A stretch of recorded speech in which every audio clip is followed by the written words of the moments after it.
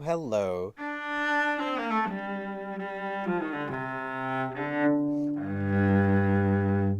Hello, hello, hello, everyone. All four of you watching. Hello. My name is Jonathan, and I am here to answer your questions, give a little announcement of our next studio recital for the next hour, and just basically do that. So let's quickly get to our summers. I hope everyone had a good summer and the school year is starting. I do hope that is lower than recommended. So I'm going to ask anybody to help me with the quality of the stream, if my audio is delayed, that sort of stuff. And so I hope everything is looking good on your side. Feel free to leave a chat, say hello, because it is a possibility that things are just not perfect, because I am out of practice when it comes to this. Okay, but I'll get back into practice, and that's where I like to begin. Hello to you, Dotted Dice. So I got my chat screen right here, so I'm glad to see one person saying hello. Right. So I want to start by saying I hope everyone had a good summer. I had a good one as well. I did spend about 3 months away from the channel to realign where I'm standing when it comes to my cello pedagogy and also my whole purpose when it comes to the studio in general, and to finally find the courage to come back to the channel and give back to all of you guys that have always given me so much over the years. So thank you for sticking around for me. Changes to the channel will be regular uploads on Fridays with these sort of streams about once a month. I'm aiming for Wednesdays, once a month on Wednesdays to make it more regular. So you're going to expect a more regular schedule from me. So you'll at least get one video a month. Right. 1 week. One video a week. Also, so live streams about once a month on a Wednesday at this time, unless some other people really like it. I'm glad you're back. I'm glad to see you on the channel, saying that. Right. Yes, there's been a lot of movement in the cello space, I think online. There's been some people, joining the cello pedagogy world, online teaching, which is wonderful. I absolutely love that. And there are, I think there is now a need for me to get back to teaching, because I seriously, feel that my approach to helping you guys with a very direct approach with all the wonderful angles that you guys have come to used to, those are quite important and quite valued, and I believe I'm the only person providing this experience in my videos, which I also provide via online live lessons. And I do that all the time. So I am actively uploading to my YouTube channel almost on a daily basis because of my online studio. And to say that I give online cello lessons is not enough. It is honestly an online cello experience. It is like none other provided by any other teacher that I know of. Now, correct me if I'm wrong, but certainly I would like to know if someone else does what I do. That's neither here nor there. Sometimes we have to go our separate ways. Which brings me to the next big announcement of the channel, and that's going to be a Joe Hisaishi inspired, as you see right here, Nashika, cello recital. Yes, you probably noticed that this cello is slightly different from my other cellos, and because my student there in the United States have been so kind to loan me his instrument as my cello is being sold in Italy. And so as that cello is finding a new owner, I have decided, he's given me this, and he asked me if you could do an anime, if you could do something anime related homage, that would be wonderful. And so without further ado, we're definitely going to do our Hisaishi themed recital. You'll probably notice that as of this moment, there are many videos online that have just been dropped as of just about 20 minutes ago, of a piano accompaniment. And there's a new playlist, the Studio Ghibli playlist. And so I would like for you to take a look at those and consider participating in my studio recital. And so these are the ones right here I'm talking about. And these all, I've had them recorded since December of last year, but I haven't made them public until this exact moment. Now these correspond with a book that I have, and which is mentioned in the video I talk about. I mention it, I hold it up, and that is a book that I have. I can make that available only to my current live students. If you become a member, I can make that available to you. If you become a Patreon, I can become a member to you. We need to have some sort of actual connection. I cannot just give it to people publicly unless you want a very specific song. Throughout the next couple weeks before our recital, I'm going to be uploading how to play each of these, which you're familiar. There's the Mononoke, there is Ponyo, there is Howl's Moving Castle, Nashika, all that wonderful stuff. Spirited Away, Totoro, Castle in the Sky, the classics. Of course, there is such a plethora of many, many more available, and we'll be getting to those shortly. You're also invited to perform something of another style of anime, if you wish. If you're watching One Piece like myself, then there's great music in that. Naruto's got great music. There is wonderful music throughout all, and so that is a theme. It is, of course, something I'm asking specifically to my studio students, and some of the songs have already been taken. So if you want to make a comment or send me an email and would like to participate in the next studio recital, which will be at the end of October. I'm thinking it's going to be announced very officially, but think right before Halloween. Right before Halloween, yes. So there you go. Please enjoy these wonderful videos. I have used them throughout the teaching over the past 9 months, 10 months, and they're wonderful. They're really good in helping the students learn these pieces, these parts. So there, that is the big announcement. It is a channel recital. It's not only a studio recital, but a channel recital. And it's going to be highlighting songs. Let me find it real quick. Of the Ghibli. So it will be these songs right here. Here we go. I wasn't sleepy prepared. From this book. And if some of them are well taught right here. So you'll find Nashika in here. You'll find Totoro in here. I believe we're having Totoro being attacked by a student. Not all of them are available. Actually, Cat Bus, if you are good at Cat Bus. But most of these will be placed online that will help you really engage and then be able to enjoy them. Even Kiki is available as well. If you find another recording of an anime of your choice, you may submit your video, and I'll put it as part of the online cello recital. Okay, so like I said, I will be here for an hour answering questions, and I'll be going through the questions that I have failed to answer, but we'll be answering in the next 46 minutes. And so we're just going to get right to the questions. There's a lot of questions that need to be answered. And so let's go right to it, okay? There are going to be lots of good questions. So I'm just going to start right here at the beginning, the most recent ones as of 16 hours ago. So we have Steve on the video of Are Expensive Strings Worth It? Great video you should check out. Again, any live questions I will answer immediately. So what happened to the Prime brand A and D? Also silver wrapped gut G and C strings. Thank you for your help since I'm old and out of touch with modern strings.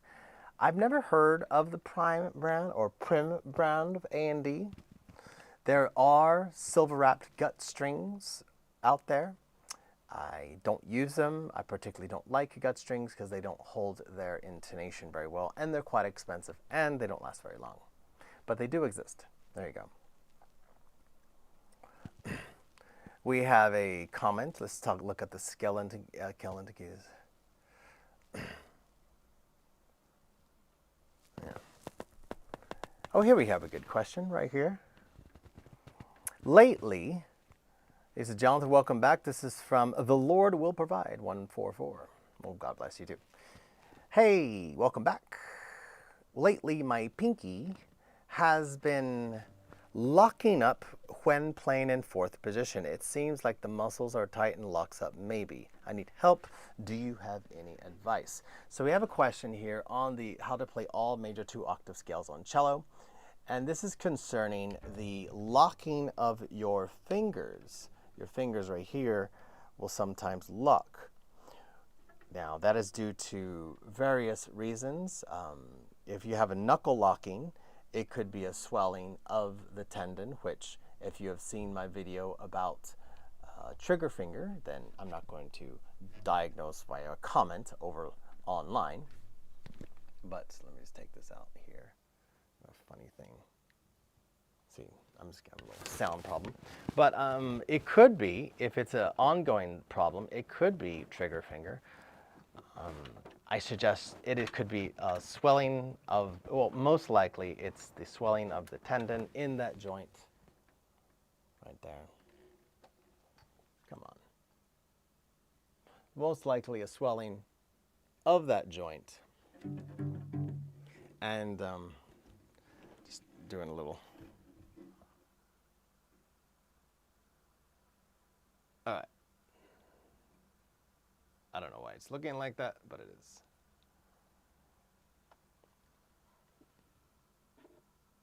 Getting some feedback on that channel, which I don't know why I'm getting. So we're just gonna, for the rest of the, for the rest of it, we're not going to, okay. Pleased to catch up for the first time.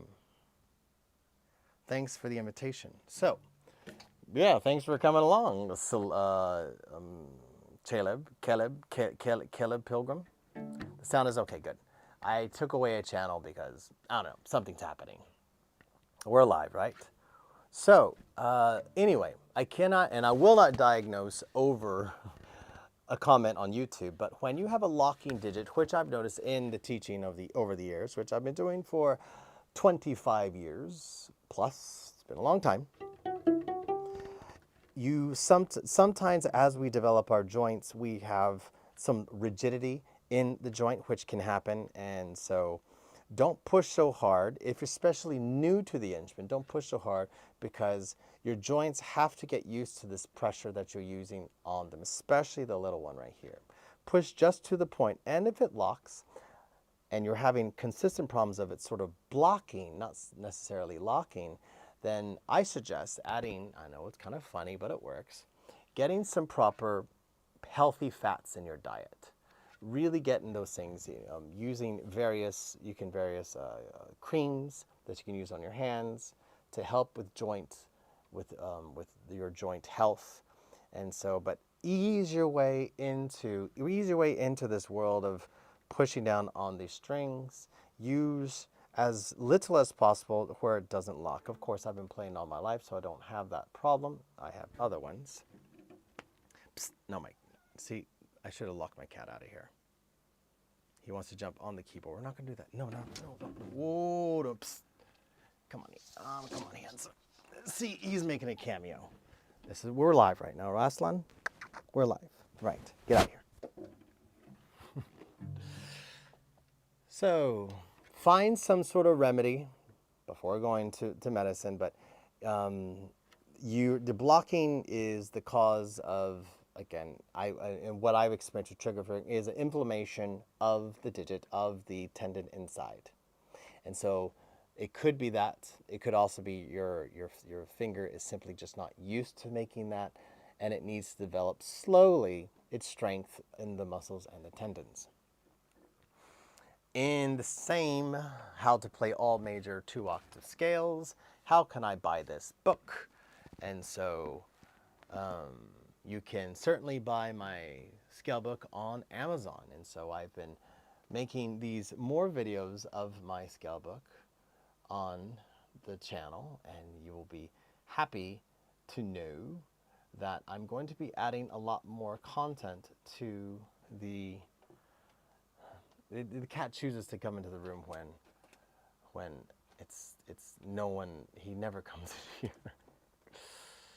He never comes in here, but right now he's coming in here just to do whatever. So yeah, this is my scale book right here, and I stopped on the 2 octave one, so you're going to get another one this week. Yay! Major 2 octaves, all major 2 octaves right here, and I play the 1 fingering to rule them all. And so, meow, yes. You want to see the cat? Well, you saw the cat, yeah. I know, cat. I know, cat is my kitty cat. You want to come here? Want to make another? Come here, come here. Oh, now he's just walking off. The puppy, Mochi. If you have seen my puppy on the channel, my puppy is locked away because she can be nice and quiet. But this one here, he's like running amok. Anyway, back to the scale book. I have started adding more content to the channel with the scale book. You'll get another one this Friday. I've already did the 2 octaves. So the next one to get is the minor 2 octaves. And I'm going to, again, go through each and every one of these minor 2 octaves that I have displayed. It's 4 pages. This is going to be a long one. And then I'll get to a cello coach talk right here with your journey, votre aventure. And when I do these cello coach talks, I'm going to invite the public to log on to have a call via Skype, and we'll discuss what it means, these things. Sometimes I upload a video with me discussing these concepts with my students, and I figure, wouldn't it be great if somebody from the public, anyone from the public, were to join me and were to discuss, for instance, in my scale book, we have this right here, the 4 stages of your journey. And so that's the way it's going to progress throughout the year. Is I'm going to be making these uploads, pedagogical uploads, but every upload, but definitely on Friday evenings of that sort. I'll make it more precise, but Fridays you can expect another one from me. It's going to be this, or it's probably going to be a teaching of one of these wonderful Ghibli songs, songs. Anyway, so back to the comments. Right. Here we got one right here from 6 days ago. I will be renting my cello this week. I'm looking forward to it. I'm a guitarist with great training. Because the cello is a bass clef, which is on your piano, is the left hand. Just put the tapes to mark. Okay, yeah, tapes are great, by the way, but they can fall off, which is good too, okay? I recently had a question, which I was going to mark, explain really quickly. So I'm going to put this cello down. It was a question regarding the, thank you, Caleb. I appreciate you investing your time with me. So, oh, by the way, when I do these teaching videos, you probably notice that I have an acoustic instrument. But the acoustic instrument, for the purpose of online teaching, doesn't have any markings, as you see. That's why I use what I call my teaching cello, which is just an NS Design CR4, which is right here. It's kind of wrong to call it a teaching cello, but this is my teaching cello. And I use it to do demonstrations, but because some of people online lose their marbles when I play an electric cello, they think it's terrible sounding. Maybe one day they will evolve to understanding that electric instruments were never supposed to sound like their acoustic counterparts. And an electric instrument doesn't necessarily sound bad. It just needs to sound smooth and nice, which I do my best to sound as good as possible on this. So, but for those purists out there, I do play the acoustic at the end of these now videos where you can hear the scales or whatever in the acoustic format. So yes, this has the markings as you see on the instrument, which are absolutely wonderful, which really help in demonstrating all of these aspects of positions and such. The first position, fourth position, and of course right here we have the thumb position. So, yes, for those purists out there. Now, I did have a question regarding a five-string NS Design cello, which I actually have mine right here. I'll put them side by side again. I was going to answer this in depth, which I'm doing now. Right, so these are the two instruments side by side. And I'm going to flip it like this, I guess like this right here, so you see them. But more importantly, if you look behind, you don't see much of a thickness difference between the two of them in the term of the neck. It's slightly thicker being the it's slightly thicker being the fingerboard is slightly thicker, okay? But it's not much more thicker, okay? It's just not much more thicker when it comes to that. So the person that asked me is like, will playing a five-string cello hinder me in the future? Will I regret my decision?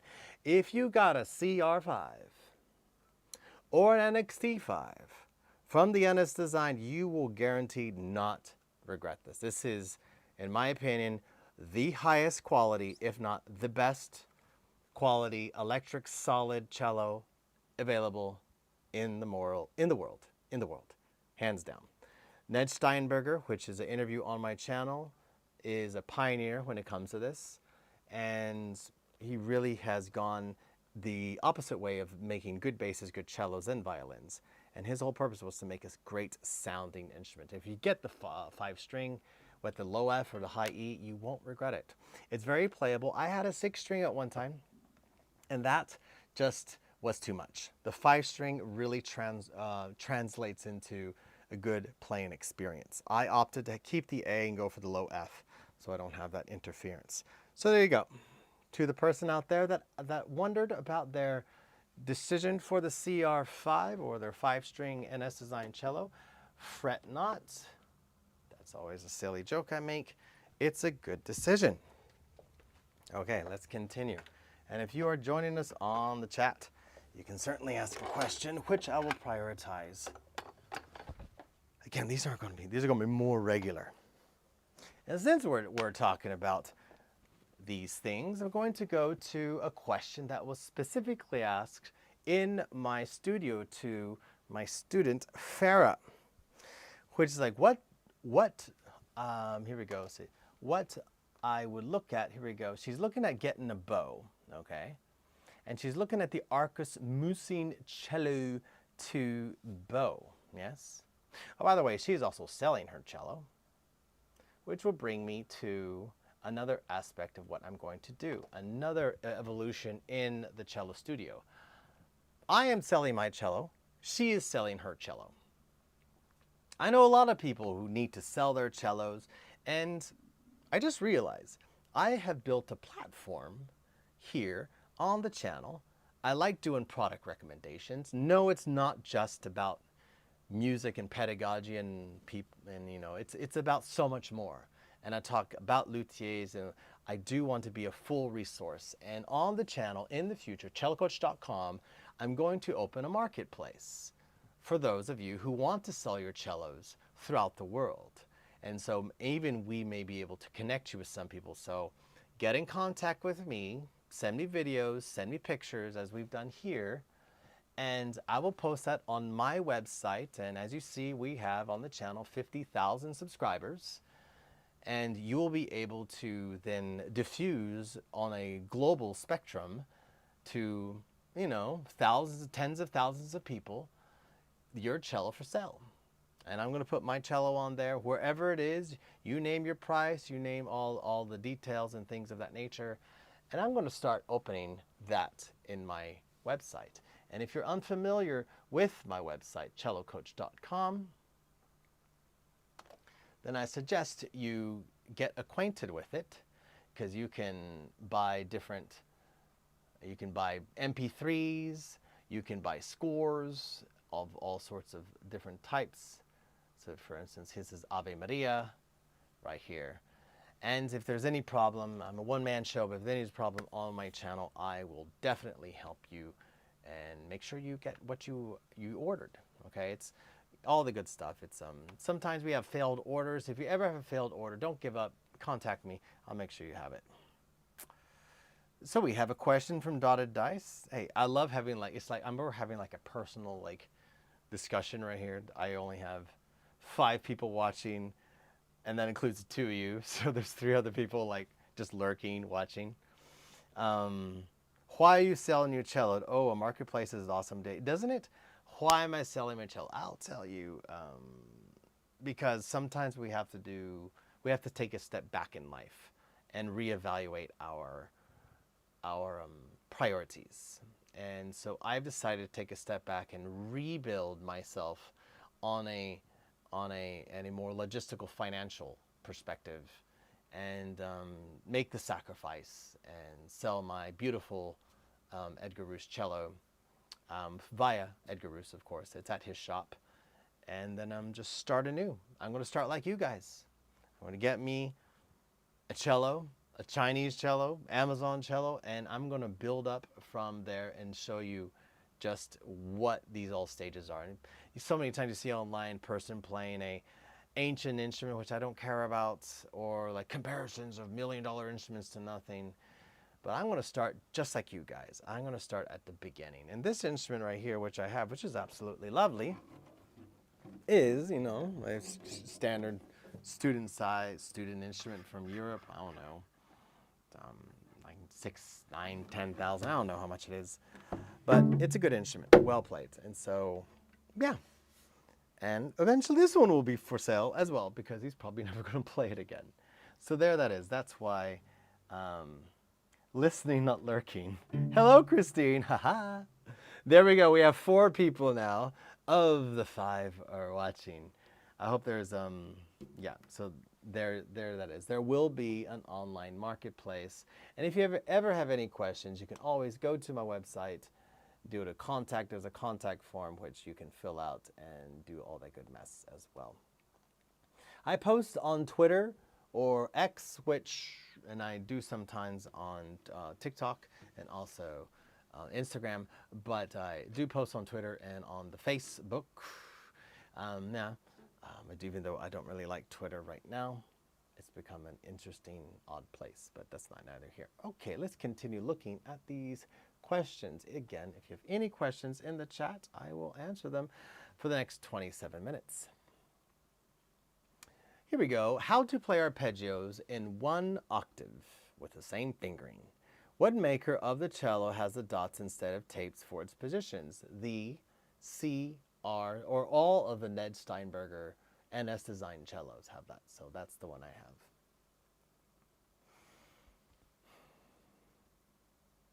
So best cello stand for electric cello or acoustic here. My issue is dogs and cats. Any recommendations for one to make it easily accessible, keeping pet hair out of it? He's talking about a cello stand. Is there any recommendations of keeping pet hair out of it when you have dogs and cats?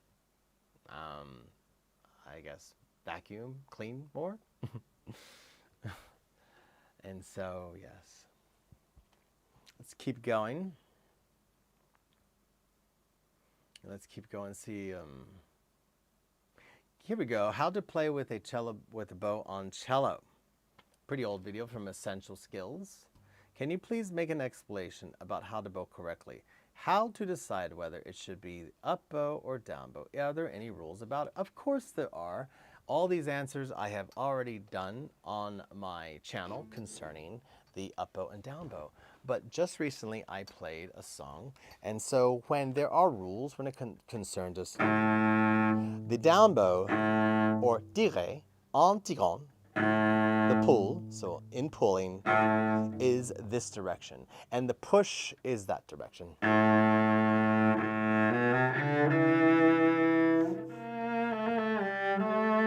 So when you're pushing on the up, you tend to get a little bit heavier with your arm, and when you're pulling on the down, you tend to get lighter, okay? So that is a very important thing. So how to bow correctly. Now this question is fantastic and it could be answered for hours and hours, but I'll give you some really strong advice because this is something that on the channel we have begun to do.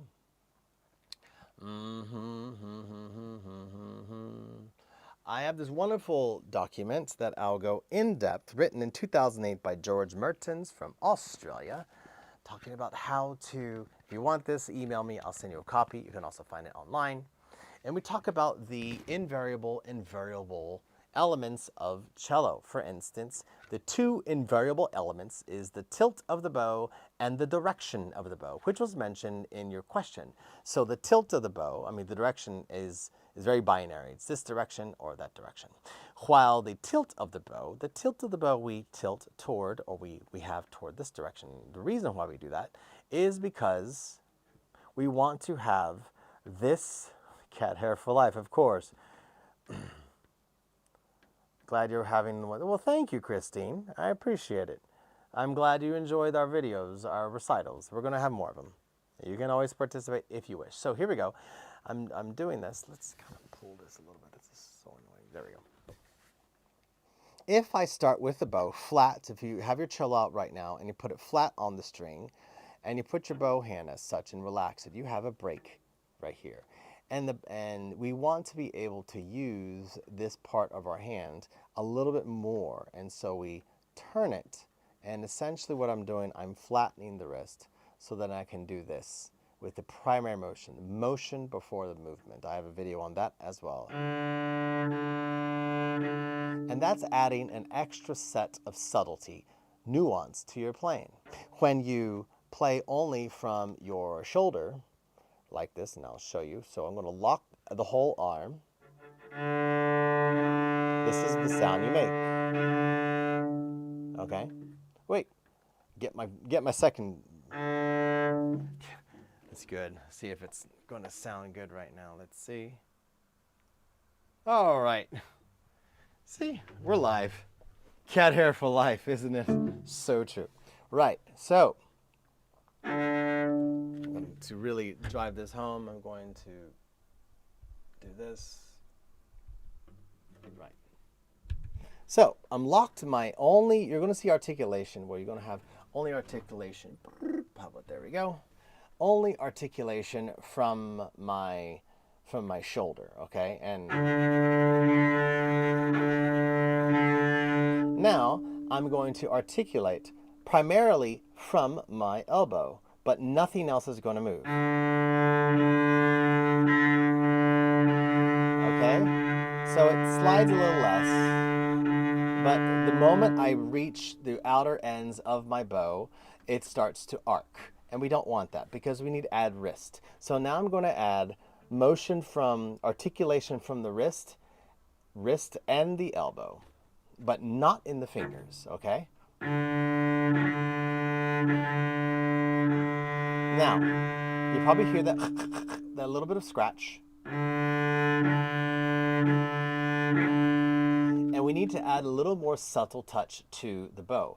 And now we're going to take the tops of our knuckles, not the bottom. We're going to release tension here, half tension here, but keep in contact here and here. And we're going to release that.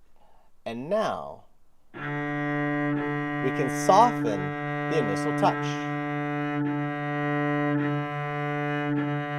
Once again, I'll show you. I locked everything, shoulder only. Now, I'm going to do the same, release the elbow, but only that.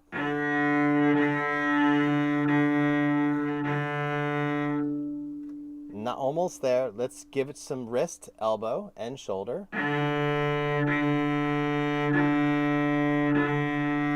Now let's make that go away. Let's add some loose top of the knuckles. Do you see that motion here? Watch again. You see that? That's very subtle. It's nuanced. If you notice something, the bow is now remaining primarily in its place when we add the knuckles.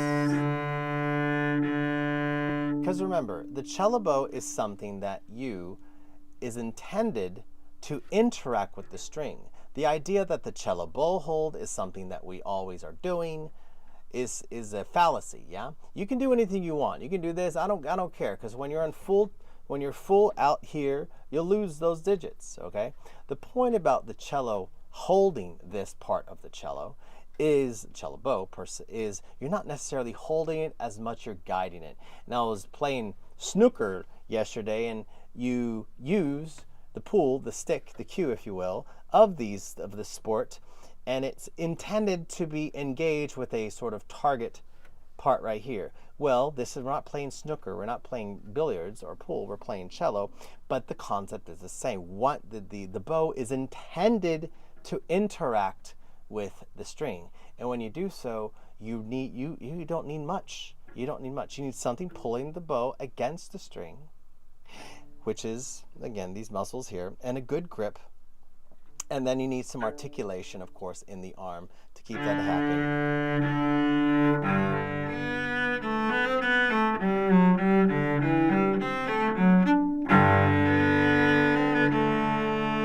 See that? You can release all your digits if you want to. So that's one thing right there we're going to go deeper into. The bow tilt and the direction bow. But the three variable elements are the weight, pressure on the string, the contact point of the bow and string, and the bow's speed, which you probably see something about these things I'm doing, maintenance, and there's a lot of things. This is a deep, long subject I'd love to get into. And so I'm not going to get into it now, but there's that. And we have a question from the chat from our 5 viewers. You know what? It's not about quantity. It's about quality. Thank you, Caleb. Question: is there any particular reason why I struggle with my vibrato more on the first and second finger than on the third? Does the placement of the thumb have anything to do with it? I love vibrato questions, okay?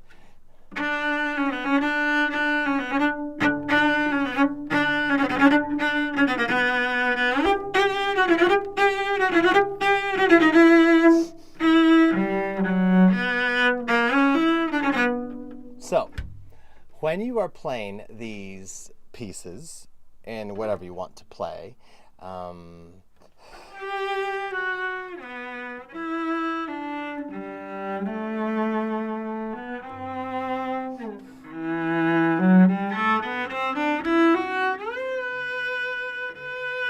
when you're playing these pieces, first and foremost, you must have a strong understanding of the position under the vibrato before you do it, if you have that good. If you don't, then it's too early to learn vibrato. That's why I don't teach vibratos at the beginning, because you need to know what this is. I do talk about the thumb placement and the alignment to keep you in tune. But when you play vibrato, you lose it all. You lose it all, Caleb. You lose everything. That's why you must have a strong understanding of what the position is, and, of course, maybe where the arm is concerning this. I know what that feels like because I know what that feels like here. But you're asking about the fingers.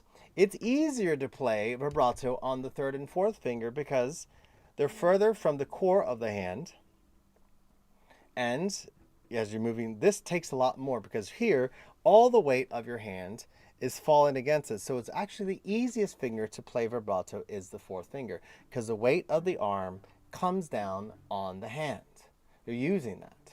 Try it on the third finger. If you're watching this at home, try it on the third finger. You can do this. Again, falling, you feel the weight, all this hand, all this arm fall on this digit. And then when you go to the second finger, you feel that it's, well, you have to go pull up some weight. Feel that? Go back to the fourth finger. Everything's falling on it. It's just a pull back. Third finger, still we have a lot of falling. Second finger, different. And first finger, you're doing the opposite. You're pulling up weight. You're pulling up weight. Even though you think the index finger and the middle finger will be the ones, the easier ones to play vibrato on, it's not the case. It's the fourth finger. Now, the fourth finger is also the furthest from the core of the hand, being the middle finger. If you have not learned about this, I have a video on my channel talking about the importance of extensions. It happens through the first and second finger. Along the neck, it changes as you leave the fourth position. But along the neck here, yeah, you can, for instance, an extended, you know, when you're playing this.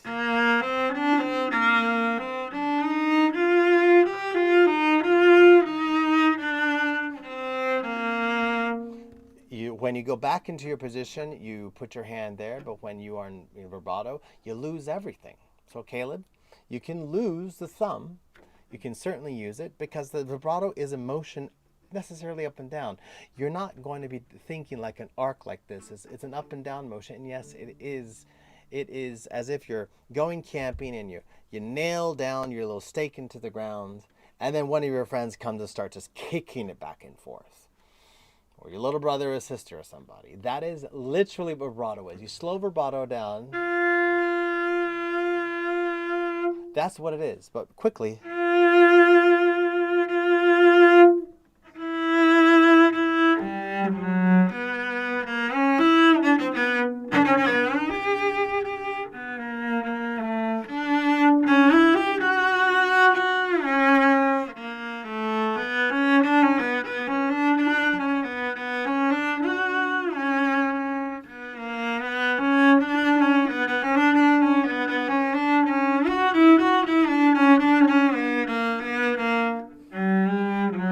So forth and so on. I forget. I've been teaching that so much lately. Anyway.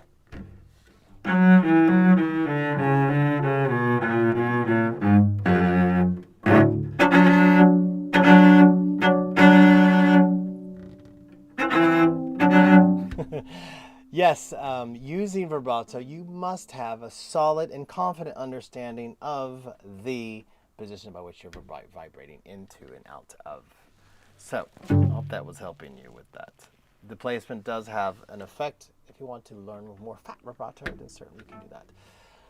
So, on to the question of bows. So, I had a question from the studio. Yes, it's a studio question here, but sorry, Farah didn't answer this. She's looking at the Arcus Musing C2 bow carbon fiber. For those of you out there, Jason, for those of you out there that are looking in getting a bow, yeah, I use an Arcus. You want to know exactly what I have an Arcus M6. I need to replace this. I absolutely love this bow. Okay, you can look online to see how much this bow is. I leave a link in the description below. It has a silver tip, but it's a fantastic bow. It is reliable. It is strong. I adore this bow. This is my go-to bow for most of my daily activities. This is it right here.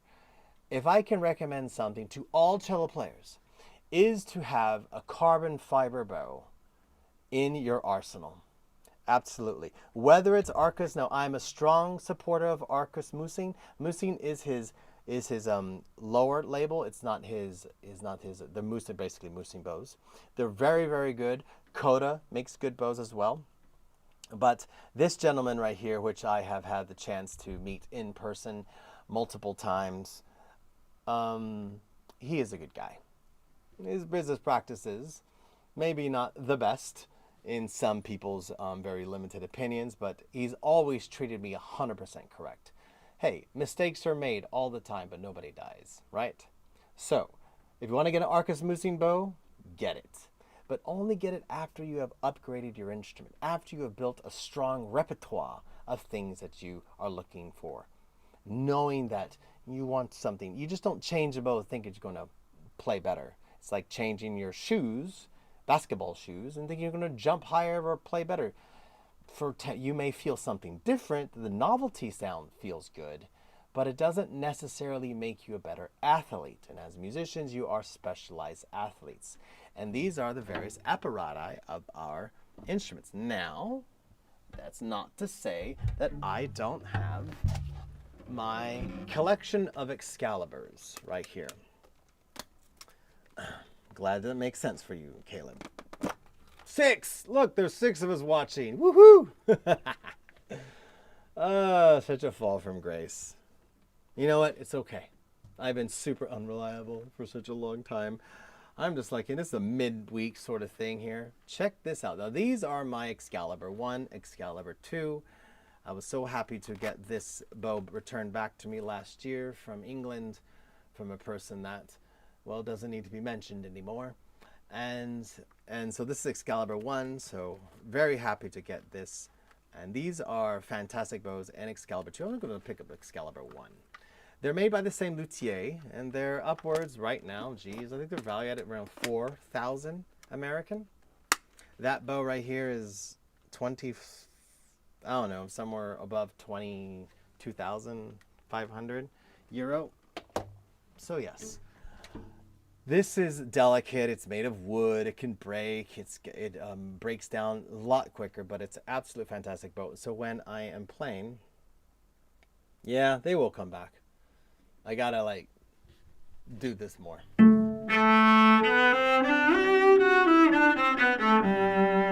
Now, when I play this bow, okay, this is my performance bow, okay? This is what I do when it's in special circumstances. When I want to play for you guys something beautiful, then I will play with this one. So all the performance videos, not all of them, many of them, I'm playing with my Pernambuco bows. I'm playing with them. There's a sweeter sound to them.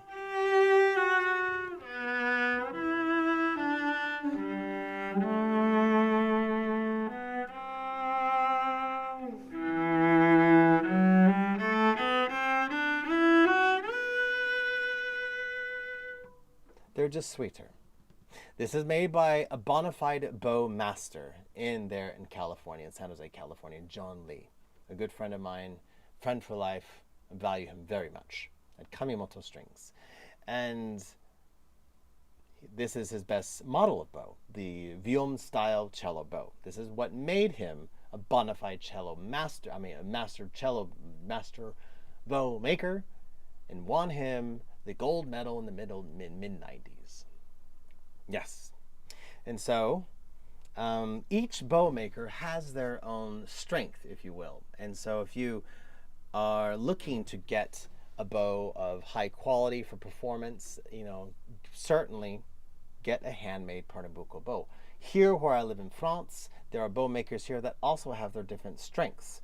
They have seen this bow and they're highly, highly impressed. Sometimes, lifting their eyebrows. What is that? And so a good bow maker, and anybody who plays these bows, as I have called them Excaliburs, they're magical. They literally make you sound better. So there's contradicting myself, but yes. So between these two, the one that gets the most mileage, my Arcus bow or my John Lee Pernambuco bow, the most mileage, of course, is my Arcus. I cannot live without my carbon fiber bow. This is the bow on the daily basis. This is everything. This is everything here. And so I highly suggest you check out Bernd Musin's bow. This is a fantastic bow right here. Well priced. And this is a gentleman that is totally obsessed with creating the best type of carbon fiber bows out there. Coda is... Honestly, don't know much about Coda. I'd love to get an interview for them, but a great gentleman from there in Germany. And so, yeah, get yourself a proper carbon fiber bow. Beat the living life out of it because it's very, very, very sturdy. And then have your Pernambuco bow on the side for when you want to perform. There we go. Okay, so it's almost at the end of our stream. I'll answer some more questions before we go. Again, I guess I talk too much sometimes. Let's keep going here. Quick question. Wow, another CR5. And this is. I like how they're quick questions, but they're super long, which is wonderful. I just need to do more of these. I need to answer more of these. Quick question from Neil Knotts. This is on the CR5's Yamaha SVC, excuse me. When you put the impulse response on both of these, does all of the noise floor disappear? Or does the noise floor improve dramatically? Oh, we're asking very specific recording questions. I would have to say that the noise floor on the CR, now, I did demonstrate in these videos about the very basic sound of the circuitry. I didn't notice any difference in the CR because it's so good, but in the now defunct SVC, that one, the noise floor went away. Good question. Or does the noise floor improve dramatically? It did with the instrument because it filters it out. So that's a very good question. I'm asking because I want to record professional film scores using one of these. Get a CR. And I'm looking forward to looking towards Yamaha mainly. I don't know why people like that instrument so much. The CR is like way better. I've owned both of them. Multiple models. The CR, the NS design cellos are just better. But considering the noise from the noise floor is so loud on the Yamaha, I'm wondering if the IR on the Yamaha will help fix that. Yes, of course. But again, if you're thinking about doing professional film scores, why are you getting an instrument that starts with the word silent? Remember, you just like I'm talking about these bows, or I'm talking about this cello or versus that cello. The CR, the NS design cellos were designed specifically for performance, creating from a guy who started it all in the early 80s and made this funky guitar specifically for guitarists that wanted to change keys on the fly without a capo. This is a pioneer. You're comparing this instrument, this amazing performance instrument, which is, again, I am not biased because I played a lot of electric instruments, but when it comes to solid body electric instruments, electric cellos, look no further than this instrument. I've taken this, I've shown this to Edgar Roos, I've shown this to other luthiers. They are highly impressed. None of them have been impressed by the Yamaha cello. It is built in a factory. Yeah. This instrument right here, everything is hand-picked, hand-selected, and hand-built in the Czech Republic. And I've met the people there too, and they're responsive. You have a problem on your instrument, they will make sure it's sorted. I guarantee it. My students have had problems with here and here, and they get that sorted. I've never heard of anyone having such a quick response from their maker at Yamaha. I love Yamaha, love their motorcycles, love their pianos. I love their electronics. And I love the fact they create a wonderful silent instrument. But Ned was doing it before Yamaha was even in the game. Just remember that. If you want to make professional film scores, then I suggest recording. You get a professional grade instrument and not one that starts with silent. So you're probably wondering, okay, wait a minute. I'm going to burst the bubble and then I'll stop the stream for a moment. You've seen the videos of the wonderful Tiana Guo, fantastic, love her videos. Two cellos, love his videos. The piano guys love his videos. Various people out there playing these instruments. And you wonder, are they using the onboard preamp? And the answer is no, they're not. Look at all their instruments. They're not using the onboard electronics. But the people who buy CR cellos, NS design cellos, are. It tells you just a lot. They're sponsored, these artists, as wonderful as they are sponsored by Yamaha. But they're not using the electronics. The electronics, especially in the CR, are the best preamps and inner electronics in the best guitars in the world, in the Les Pauls, played by the biggest rock bands, the biggest artists in the world. You get that in there. There's no comparison. You pay for the difference, okay? So finishing up this question, I do love the Yamaha. Granted, I do love it, all right? But this is very different, you know. When it comes to silent practice, Yamaha's great. When it comes to performance, CR is all the way. Considering the noise, so I'm wondering about the CR. So yeah, it will take that noise floor away. Usable and professional score. It's usable, but it's going to do a lot of post. The last I want is people watching a movie score, and once the Yamaha cello appears, they're the same form of noise. So there's a hiss, even subtly. Would an IR fix the problem? Thank you much for all that. And yes. And so, there you have it. Ooh, a lot of talk about the electrics here, and we're going to answer some more. Thank you, Caleb. Thank you, Christine. Thank you, Dotted Dice. Thank you for everyone who has been here.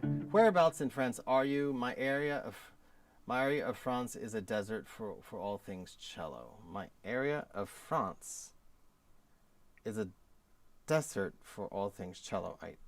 So I don't know what you mean, Caleb. I am in the Ville en Rose. I live in Toulouse. If you've ever heard of that place, but I live in Toulouse. That's where I live. I love my city. If you've ever heard of the best rugby team in Europe, Airbus airplanes, Airbus, and thing called cassoulet. Those are things that are very popular here in Toulouse. Yes, it's Southwest France. We have more in common with Houston, Texas, where I was born, than we have with Paris. Okay, they talk with a drawl when they speak French, and they love their meat, they love their duck, and they love their beans. And we have a little NASA here, and it's a very tech-driven city. Lots of engineers, lots of great startups. It's a fantastic place to be. It's very, very in tune, and so yeah, it's a different place. It's a great place to live. If you ever want to come visit France, well, then you have a friend here. And yes, I do speak French. I just don't speak it on the channel. I will speak more of it on the channel. Right, that brings us to the end of our stream. Again, just want to keep this short and sweet. I will do more of them.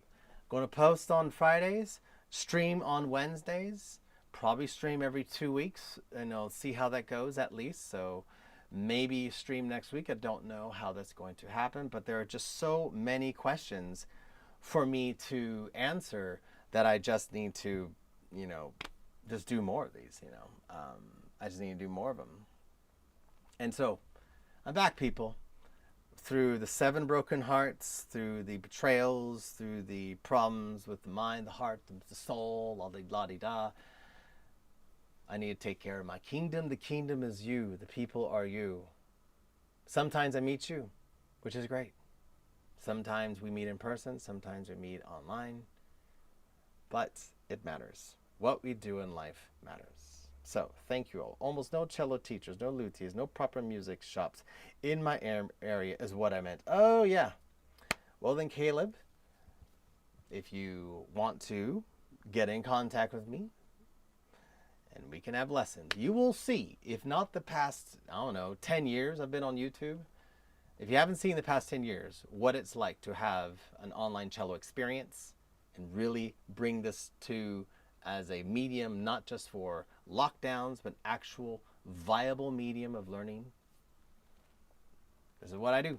I've been doing it since 2014. I'm happy to have all of you guys as subscribers. I'm happy to have all of you watching, all 6 of you. Hey, we're gonna, you guys are the beginning.